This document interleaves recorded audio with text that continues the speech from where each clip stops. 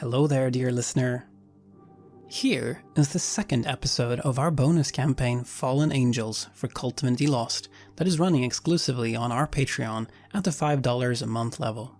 We've just finished releasing all of Fallen Angels, meaning that if you head over there now and back us, you can binge all 14 episodes of the series in one go.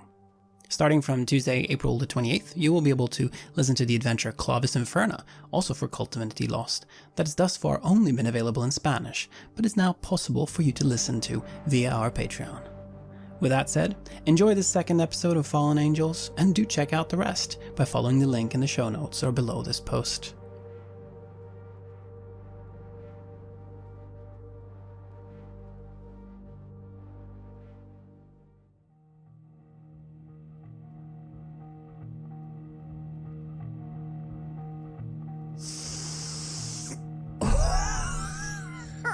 Whoa, this stuff, it's hard. Oh, this girl. Whoa, motherfucking Como. Wow, she's crazy. Not my kind of, normal hippie type natural girl. She's got a shit ton of makeup going on, but she's wild. Not the kind of girl who'd even think about some female empowerment movement stuff that I usually roll with. She's like empowered herself.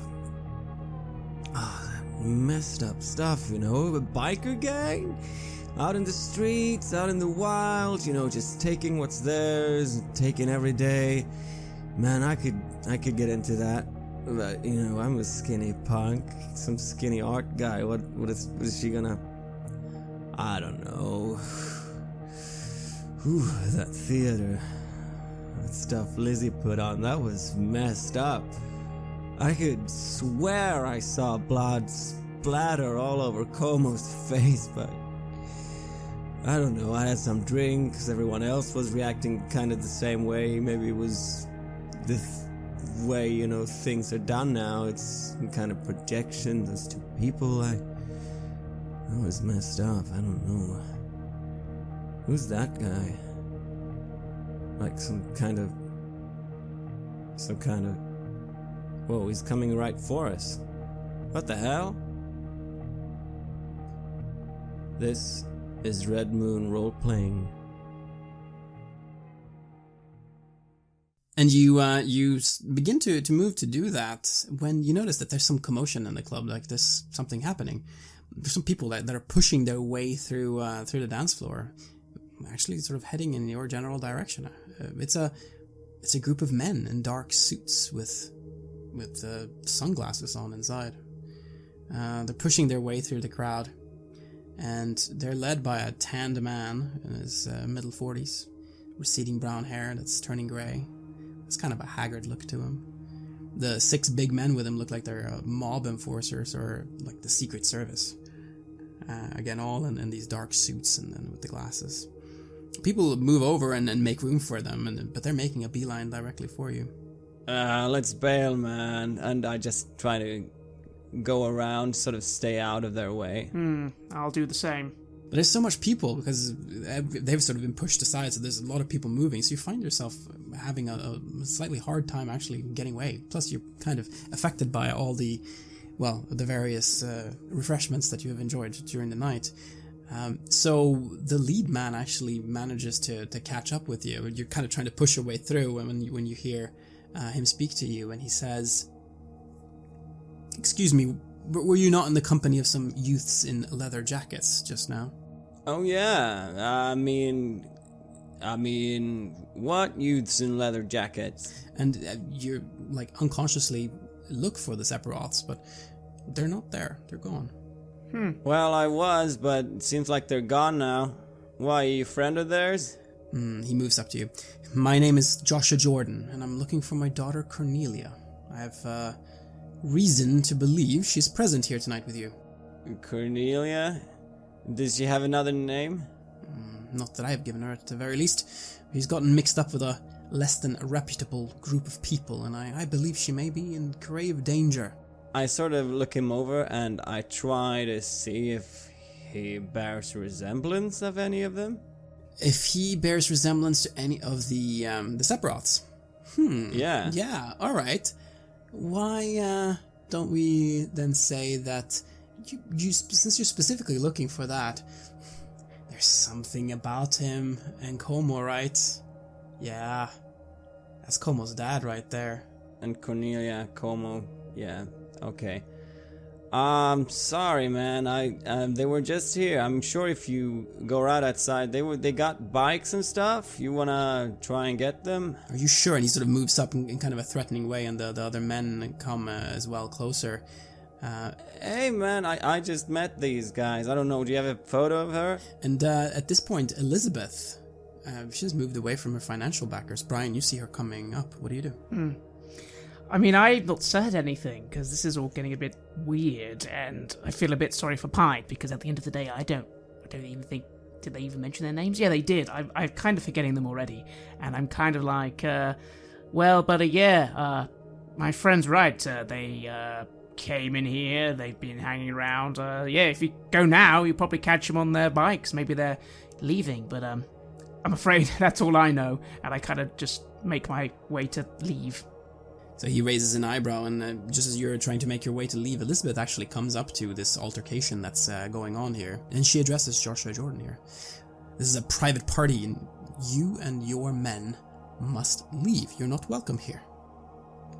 And he just replies, leave? How about I call the police on you? What goes on in here is hardly lawful, now is it?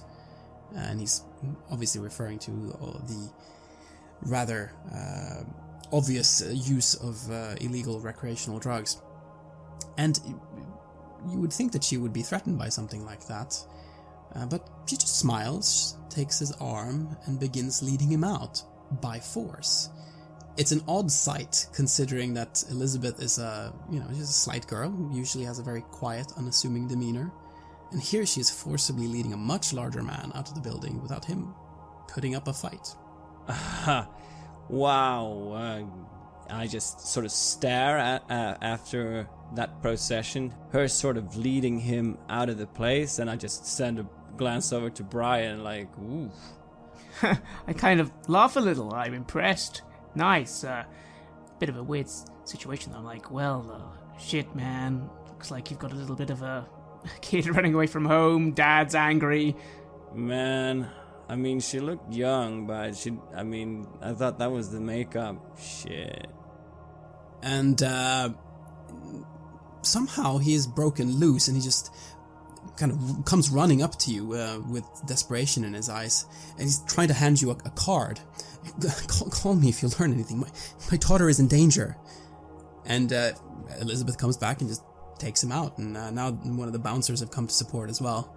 The 6 men that are with him don't seem to want to get involved for some reason. I do take the card though, as he's handing it over to me, and yeah, man, I hope she's okay. I'm sure she's fine. On the card it says, Reverend Joshua Jordan, New Evangelical Church, the Guardians of Light. And there's a phone number and an address on Park Avenue. It's a really fancy district right in Midtown. And he just right here in New York. We'll send you the details right here. And that is what the card says. So you have contact information for Reverend Joshua Jordan. Maybe, as I look at the card, maybe she wasn't coming down from Minnesota after all.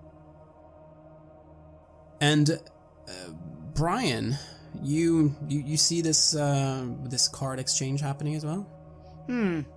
Well, I kind of shrug a little and I go, well, I guess it's up to you if you want to get involved. There's something about the name of that church now that you have all the information like this. New Evangelical Church, Guardians of Light, Joshua Jordan. Yeah, there's something about that name that's really familiar from your days writing for that gossip magazine. Yeah, he's one of those TV preachers.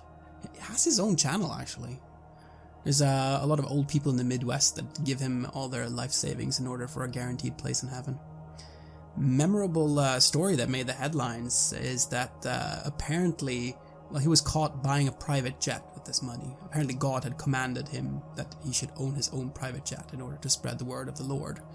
So his followers got him a private jet. I kind of do a little double take and look closely at the card. Hey, I actually think I know that guy. Well, I heard that guy. One of those trying to sell everyone the good word, but really he's just as corrupt as the rest of us. Yeah, reverend, man. Look at this address, though. What do you think you're, what, you gonna call him and be like you saw her leaving out the back or something? I mean, I'm guessing maybe he's just an overbearing type, but he seemed really desperate there at the end. I don't know. I'm not gonna call him. I don't know. If they find her, they find her. I'm not gonna be able to find her. I didn't get her number or anything. But you do find her. She's right over there. And so are the rest of the Sephiroths. They're by the bar again.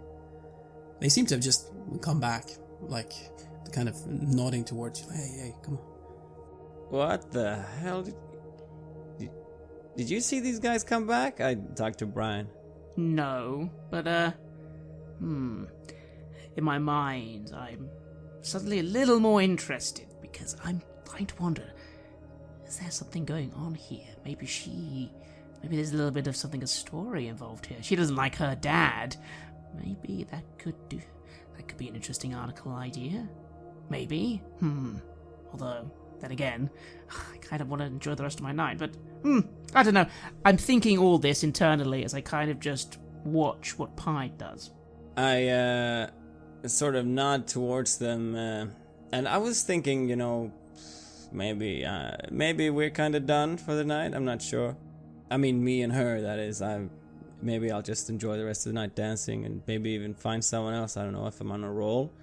But let's see. I feel I gotta follow up on this at least. So I go over towards Como and her friends. Was it Como?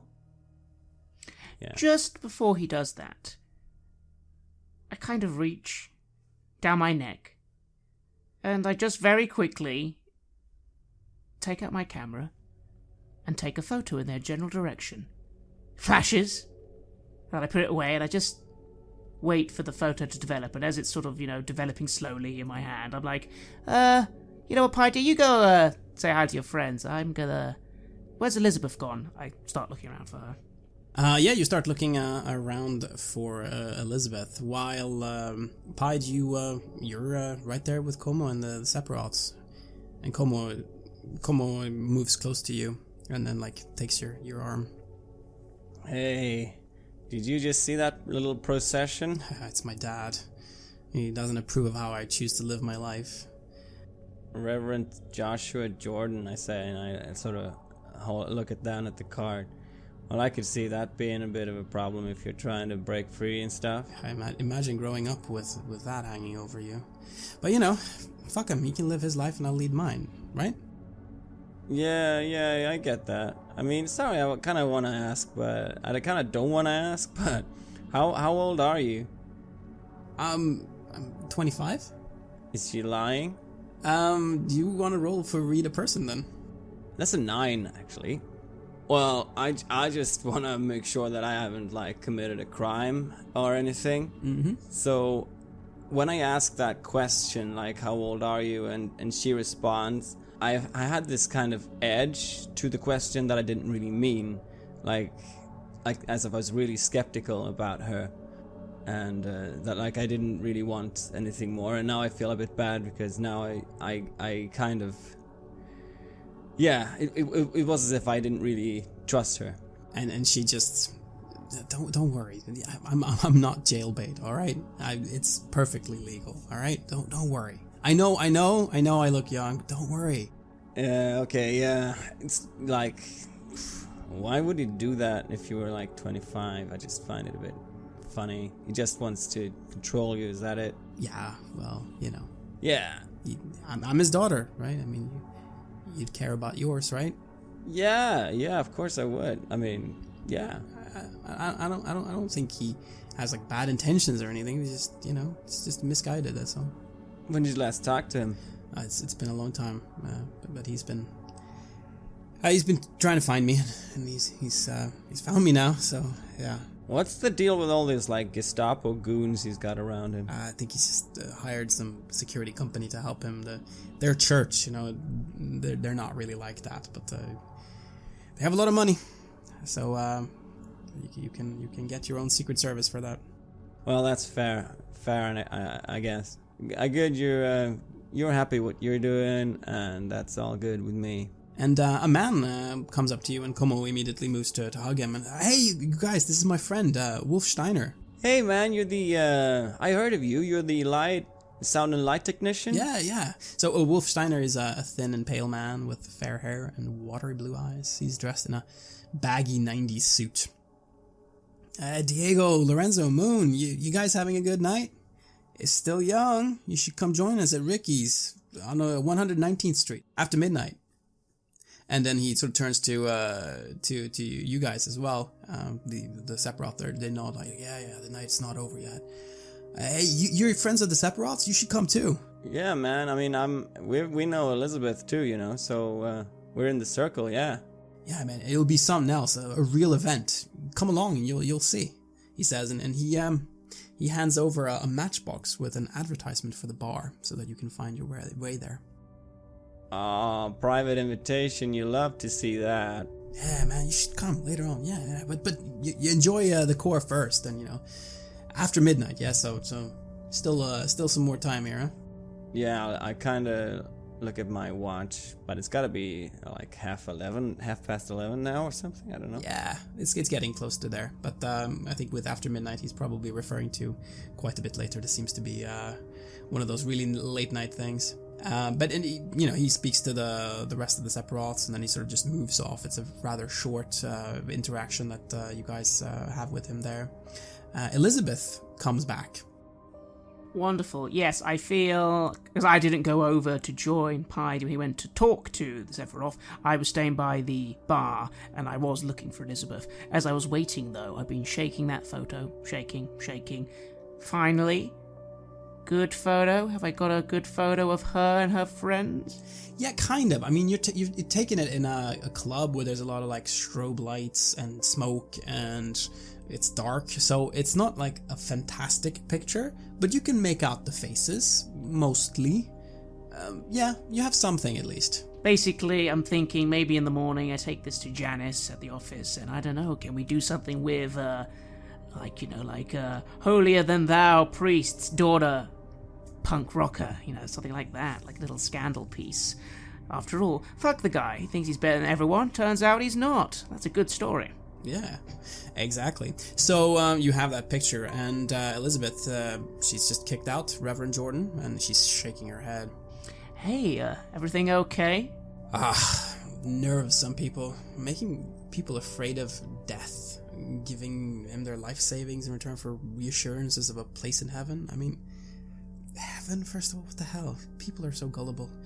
Oh, I know, right? Hey, I show the photo, thing is, though, might be a story there, because obviously his daughter is here, isn't she? And, maybe there's a bit of a scandal there. What do you think? Do you think I should run it? You should be nice to Como. She's a good one. I would try to keep her out of it, Oh, of course. No, I wouldn't. No, And I kind of frown a little, and I kind of go, well, I mean, I'm doing it for her, but...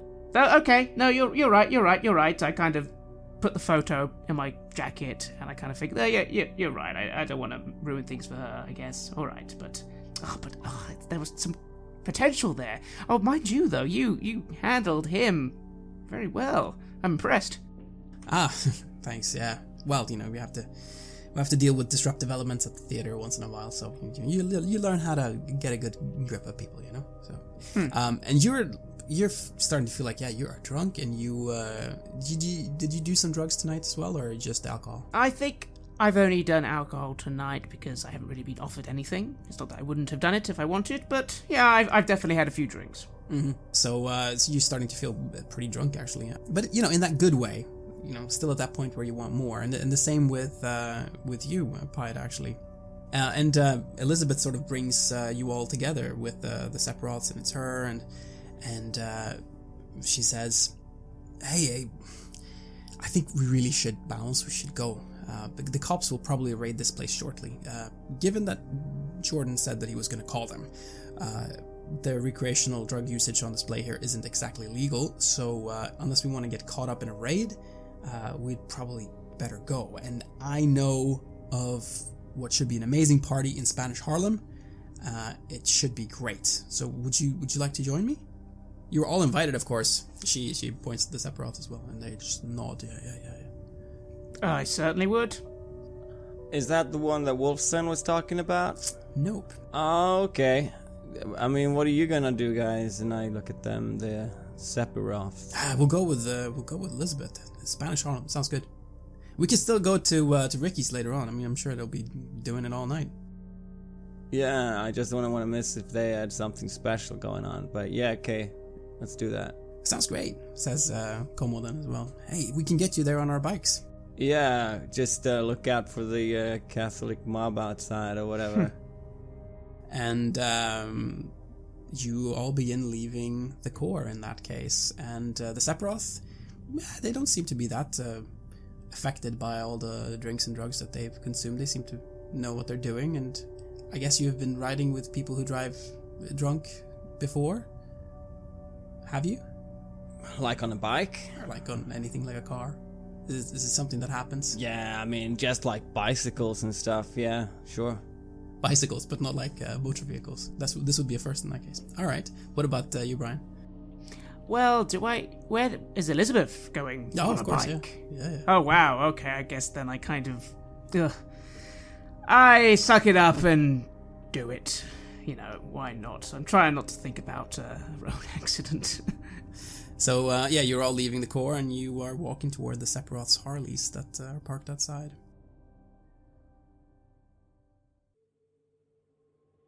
You wake up in a bare, dark room. Damp, stained wallpaper peels from the walls, and cockroaches scuttle about in the corners. The two windows of the room are boarded up, but a few flickers of daylight filter through the slits. The room stinks of urine and mold, and you feel sick as soon as you come to your senses. The floor and walls are splattered with blood. You feel weak and miserable. Worst hangover ever. And you now see each other. You sort of woken up more or less at the same time. You both have ugly wounds on your necks covered with half-congealed blood. Your clothes are torn in places and splattered with dried blood. And you have the taste of blood in your mouths, blood under your nails, blood on your lips. I start spitting. Oh, fuck. And I want to sort of use my hand to clean my tongue, you know, in a way. But there's shit all over it. What have I been lying on? You've just been lying on the floor here. It's the shittiest. It seems like kind of a hotel room probably, but it's the worst one you've ever been in. So you're lying on carpeting, but it's in really bad shape, moldy. I sort of stumble up, I give Pied a look, I just start wiping my mouth. Does like red smear come from my hand? Yeah, exactly, it does. Yeah, blood. Oof. Okay.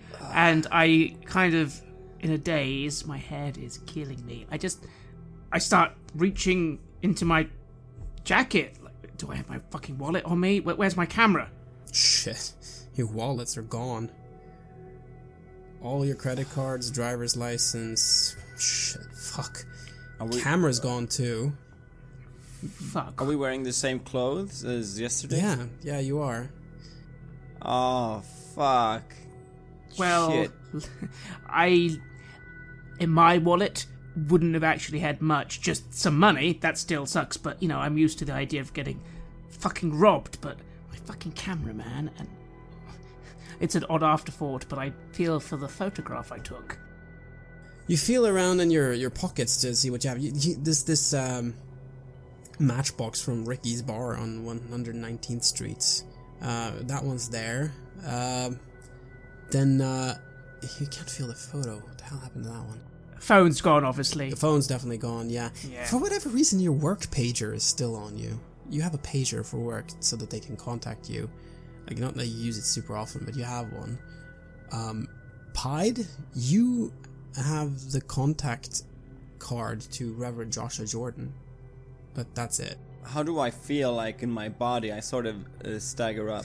A really weak, like, you obviously had an incredibly rough night in terms of the amounts of various substances that you imbibed, but it's more than that. You feel like you're kind of sick, like you're weak, like.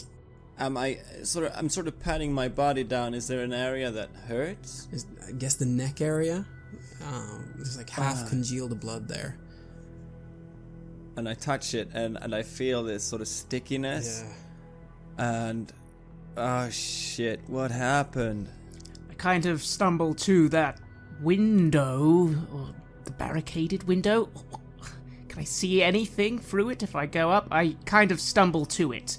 I feel sick and nauseous. The daylight just sort of hits you like a ton of bricks, like, oh shit. And your head hurts a lot. You can't really make out. You're somewhere in the city, definitely. What could it be? You can't really see. It looks like you. Yeah, it doesn't look like the Alphabet City though. Could this be the village? Maybe Greenwich Village, Chelsea, something like that. Fuck! What was the last thing? Was it what we got on the bike? But why is there nothing else? You were heading for Spanish Harlem together with the Sephiroth and Elizabeth, but that's it. What the hell happened last night? Where's Como, and what about Elizabeth? Are they alright? Why are you covered in blood? Did you do something to someone? Or did someone do something to you? Well, immediately I'm very concerned about Elizabeth. I don't really care about those bikers because fuck, did they fucking mug us? Is this them? It has to be. Surely. What the fuck is this blood? I just look at Pied and I go, dude, what the fuck? You got some scar on your neck, man. They done something to our necks. Fuck. We're gonna need to fucking go to a fucking hospital because we might have anything in our... Oh, fuck. Shit. Is there a toilet? There isn't one in here, no. Maybe it's one of those that has like a shared bathroom. Maybe outside down the hall somewhere? Just go to... Very carefully. I start listening at the door, like, is there any activity going on out there? You can hear coming from one of the rooms on the other side of this corridor. Yeah, it's like a hotel corridor. You can hear the sound of some people fighting, you can hear snoring. There's definitely some kind of procreation going on somewhere. I start, like, stumbling around the apartment, trying to, like, take the situation in. I go to the door. I just see if it opens. It does, yes. Right. And you realize that you are in a run-down hotel. You can see the room number 14. Most of the light bulbs in the corridor here are burned out. There are a number of other rooms here with locks that look incredibly flimsy. And there's you see a rickety flight of stairs that lead down at the end of the corridor. Next to it looks to be a bathroom. I swear again. I sort of start heading to the bathroom. Again, I root around. Do I even have my fucking apartment keys on me? No, you don't. Great. Just the pager, and that's it. That's it, and the matchbox. And the matchbox. Well, who the fuck? Although, I kind of look at the matchbox. Did we go to this party in the end? Pied, man. What do you remember last? What was the last thing you remember? I mean, we were leaving Core, and I sort of smack my lips. I got blood taste in my mouth, man.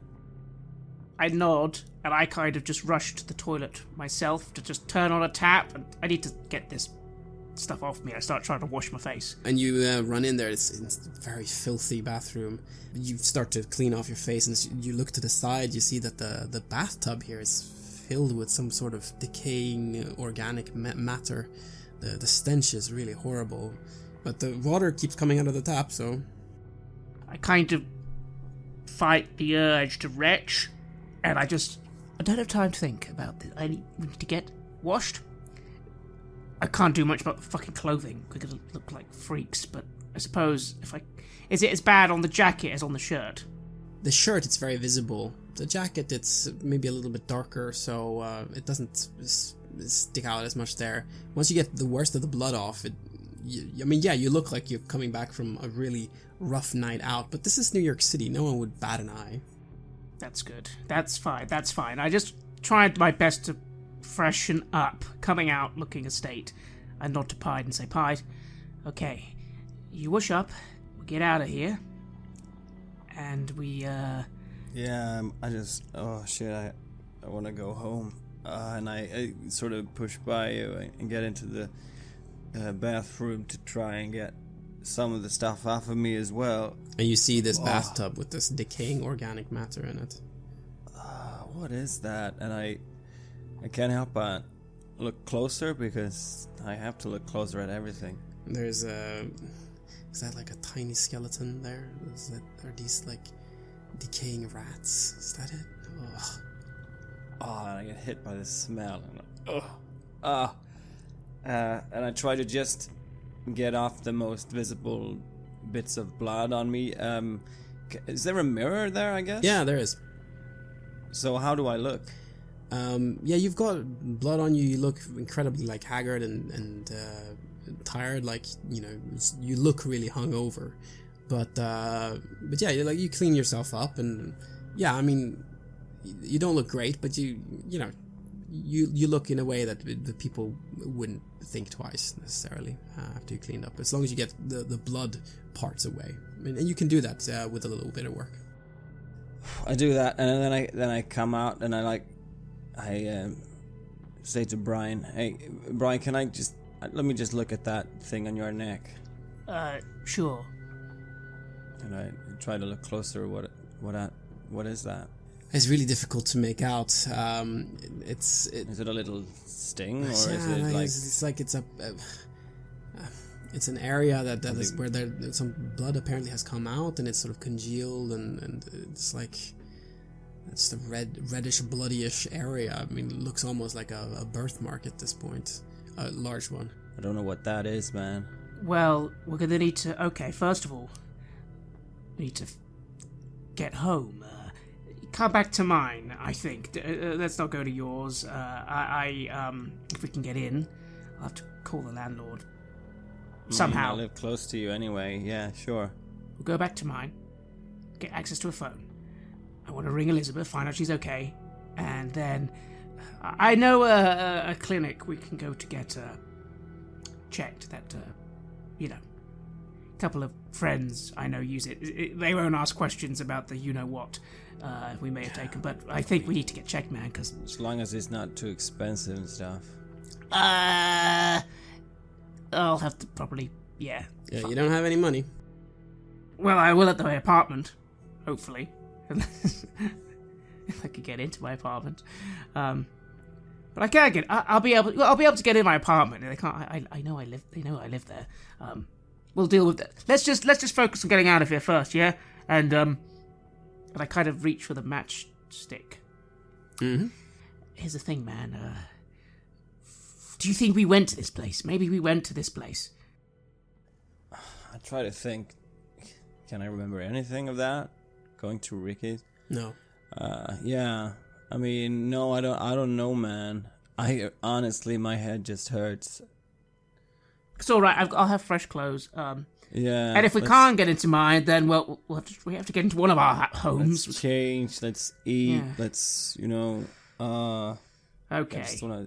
This is a shit. And as I'm saying that, I kind of try and give it a pat on the back. I kind of try and feel optimistic about this. That it's not that bad, but it's fucking bad, man. Like, how do we get so easily jumped? I'm sorry. I kind of, as I go to open the door, get out. Mm-hmm. I'm like, dude, I swear, man, if those fucking biker friends of yours... I mean, look, they were friends of Elizabeth too, and that Wolf guy, so... I suppose. He's not my friend. I suppose. I'm sorry. That's not cool. That's okay. And, so do you start moving down the stairs then to get to the ground floor, or...? Yes, I will passively observe this nightmare slum hotel, but really I just want to find the way to get out. Yeah, as you're looking, you see a man standing outside a room. There's a woman on the other side of the door. There's some kind of transaction happening with money. It's that kind of place. Yes, I clock this, and that makes me want to ask questions even less. Let's just get out of here. And you get down to the first floor, and the reception desk there is, oddly enough, manned. There's an old man in his 80s at least, who's sitting behind the counter. He's reading a dog-eared copy of Reader's Digest. Would you like a room? He says. I kind of pause. Can I read this individual? I'm trying to get a sense of, do I think he's about to say... money's due, or are we gonna need to fucking pay this guy for the room? I don't have any money. Like, or does he seem like he doesn't even know who we are? He seems to ask you if you would like a room, so he hasn't realized that you have stayed here. He thinks that you have just arrived, so he doesn't seem to know anything. He's probably not gonna ask you for money. That's good. No, buddy, we're okay. Actually, funny enough, we were looking for a friend of ours came to stay here last night. There was some sort of bikers. I suppose you saw them, did you?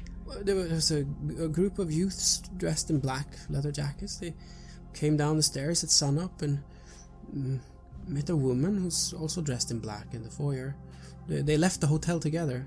Who's, can you say who's staying in a room? I mean, and I give the room number that we were in. The room number. Oh, gosh, I don't seem to have written down a name there. Oh, maybe they weren't staying there then. So wait, you said 3 of them, and they met a 4th person downstairs? Dressed in black, a woman dressed in black. I think that was Liz. They were wearing the same jackets. It was for 4 of them, and then there was this other woman who was she was dressed in black. Yeah, that's what I recall. But they left. They're gone. You don't got their number or anything? No, I'm afraid not. Would you like a room? No, we're good, buddy. We're good. And I kind of frowned to myself. Does the description he gave, does it sound like Elizabeth? She wasn't wearing all black, was she? No, she had like grey, black, and red. No, it doesn't sound like Elizabeth. No. Not necessarily like, well, unless she's changed clothes. But they definitely dropped us off, the fuckers. Yeah, I kind of pull Pied out and hopefully get onto the street. You get out on the street and you see that you are on 15th Street. It's close to 10th Avenue in Chelsea. It's close to Greenwich Village, and you are now on the western side of Manhattan. It seems to be Saturday morning, maybe around 10 o'clock. So there's been about 10 hours or so since you left the core in Alphabet City. Okay. You think the same thing happened to them? Whatever happened? What? No. You heard the man. They dropped us off. I guess. Why?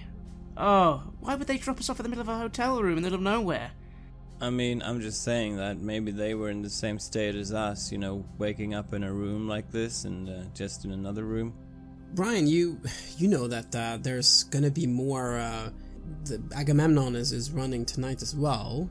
So Elizabeth, you can't imagine that she would have done some kind of an all-nighter. She must have left earlier because she has actual important work to do the next day. She lives at the theater. You know that much. Perhaps she might know more? I mean, she's the only one that you know how to get a hold of that was there during that night. Right. Let's try and get back to mine. Try and at least quickly get look like normal people. And then, Elizabeth actually kind of lives at the theatre at the moment. Like, I know where she is, hopefully. That's, I just want to check she's okay, I mean, we could just go to the theater, but maybe you don't want to show up like this. No, I look like I've bloody been sleeping on the streets, man. Come on. You kind of do. I mean, I know you want to make a good impression. That's fine. Let's just go to your place and change. And I will try and make my way home. In doing so, I imagine I'm going to have to call up the landlord at the apartment, or hopefully if there's a reception desk, and basically prove my case. That it's probably going to take a little bit of talking and back and forthing to prove it's me. I do live here. My ID is in the apartment. That sort of thing. How's that go? So it's about a 40-minute walk to get from Chelsea to Alphabet City, and it's at least it's in the middle of the day. So yeah, it takes you about 40 minutes, and you get back to your apartment building a little bit before lunch. You ring the landlord, and he hasn't necessarily been through this before with you. You haven't necessarily shown up without keys before, but he knows you, and he does let you into to your apartment, and you have your spare key there. Thank God. I quickly say, Pie, borrow a shirt or something, whatever you want, it's fine. And I just run to just have a moment to properly wash up, get some new clothes, I guess I have a spare wallet, but I could run out of those with a bit more money, and kind of reassemble myself. Yeah, you really would like to find your, you have credit cards and stuff in there. Like, what if someone was using that? Like, man, you could be losing a lot of money. And your driver's license, you'd have to go to the DMV again? It'd be really nice to find it, huh? Yes, it would, but... well, I'll worry about that in a minute. Time passes. I'm now ready. Pied, what are you doing? Yeah, I'm doing all the same things you are. I'm washing up, I'm getting something new, and I'm looking through your fridge if I want something there, but maybe there's not much in there, and maybe I'm just feeling too shitty to eat something anyway. Yeah, my apartment's not a bad apartment. It's, not the best in the world, but it's got, some nice things, like a nice television, There's nothing in the fridge at the moment, though. I clean myself up, do my best to assemble a new wallet with a little bit of money that I, as I said, I don't take it all out at once. I'm not a moron. And I go, okay. Let's, I could try ringing the theater, I guess, but maybe it's better we go down there. I think it's better we go down there, right? I want to make sure she's okay. Yeah. I mean, whatever, man. You can ring first. I suppose I could give it a shot. I'll go to the house phone, and I will try ringing the theater.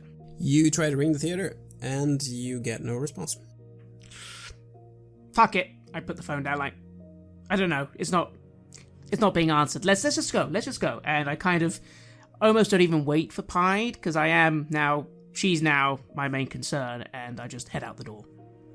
Yeah, okay. I come along and I close the door behind me, and I feel like my big concern is that, well, what all that blood came from, it was from us, and if we're actually hurt. Yeah, man, I know what you mean. Like I said, let's go see how she is, see what we can find out, and then, yeah, we might need to... I'm worried that we might have... They could have injected us with anything, you know what I mean? Maybe that's what this neck stuff is.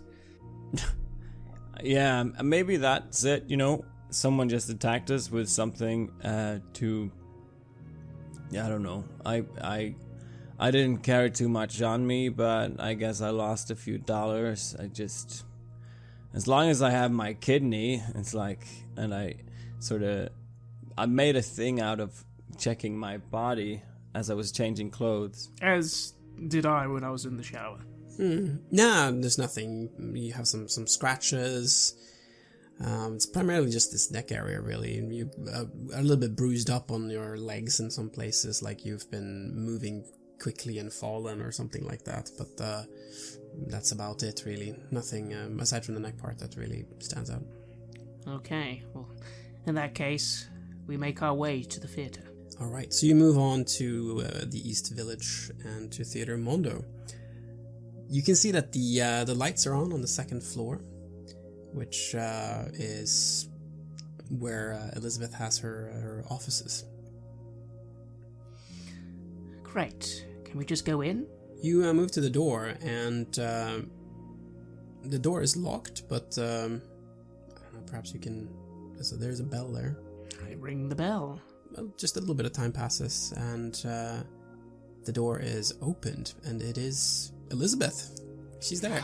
She's wearing a yukata robe and no makeup. Must have woken up quite recently as well. You haven't seen her without makeup before, Brian. She looks different, but the attraction is still the same, which is it's nice that it's still there even after this weird night. Elizabeth, are you okay? Hey, she seems a bit insecure at first when she's greeting you. How are you?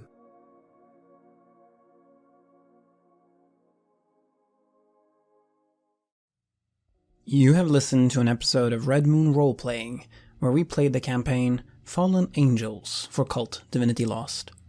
Fallen Angels is the product of the dark minds of Gunilla Jonsson and Mikael Petersen and was written in 1992. KULT Divinity Lost is published by Helmgast, and the edition of the adventure we have used was released in English by Metropolis Limited in 1994.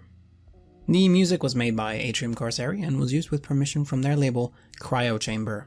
Check out their website at cryochamber.bandcamp.com or their YouTube channel for some moody dark ambient. We would like to give massive thanks to our champions of the Red Moon, Martin Heuschober, Nastasia Raulerson, Simon Cooper, and David, for their generous support. And we would of course like to thank all of our other patrons. Without your support, the show would not be possible. If you want early access to our content and to hear raw versions of our recordings right after we have done them, or join a campaign of KULT Divinity Lost as a player, please check out our new higher level tiers on Patreon. It's a great way to get more Red Moon roleplaying in your life, and to help us keep the show going. Thank you again for listening, and remember, death is only the beginning.